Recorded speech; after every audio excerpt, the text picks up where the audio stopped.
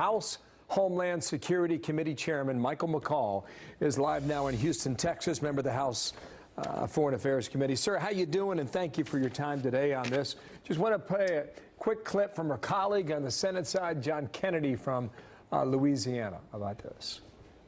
I think Mr. Khashoggi is dead.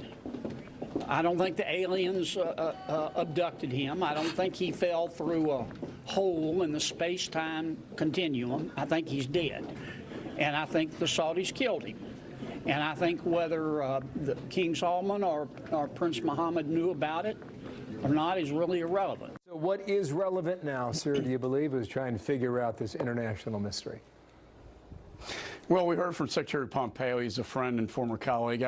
I want this investigation to go forward, in my judgment, but it's just based on my hunch. I do think he is not, I think he's dead. Whether the Crown Prince had a role, I think, is the key question here. And I agree that we shouldn't just rely just on a Saudi investigation. We should have our intelligence community and FBI look into this. You know, Bill, we expect this from our foreign adversaries, like when al-Qaeda and ISIS beheaded Daniel Pearl so horrifically. We don't expect this from our allies. It's deeply disturbing and troubling to me because I know the Crown Prince very well. I've met with him on several occasions with the Speaker of the House. My judgment was that he was taking Saudi in the right direction.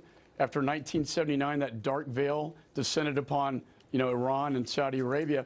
He wanted to move his country out of that darkness and allowed women to drive for the first time, taking it in the right direction. So, and aligning themselves with Israel. That's a key strategic issue for the Saudis and Israel, to align themselves against Iran. This, unfortunately, is a step backwards in the wrong direction. Well, let's see where this goes. Mike Pompeo apparently is asking for a few more days, and we'll see what comes of that.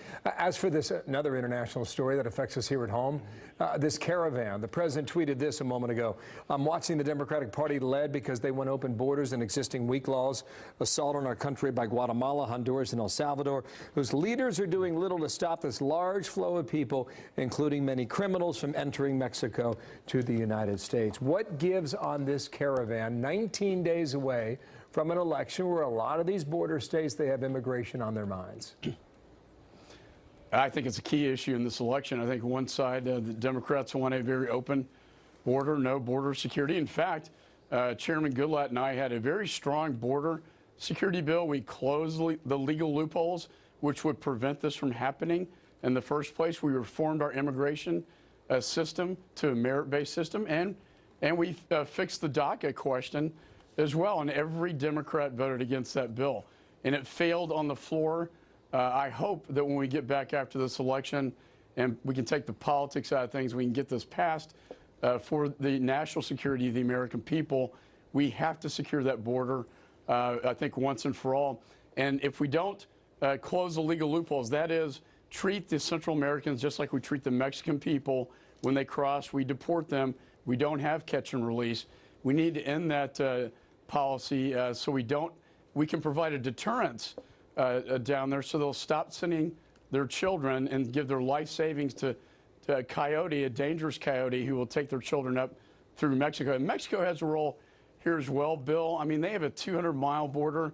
We have a 2,000-mile border. They can seal theirs, I think, more easily, and they need to start doing that. We want to help them do that. And we also want to help the Central American countries economically pull themselves up so we can get to the root cause of this problem in the first place. On the House side, Kevin McCarthy is getting a lot of praise from Republicans about his ideas on immigration. What do you think about that? Security, what should we understand about it? You know, I was with Kevin last week. We were, touring, helping out to protect the House majority.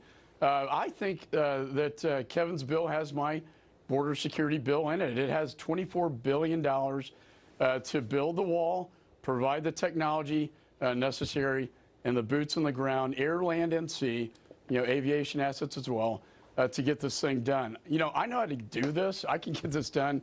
If we could just get the funding, I can work with the department to get this accomplished.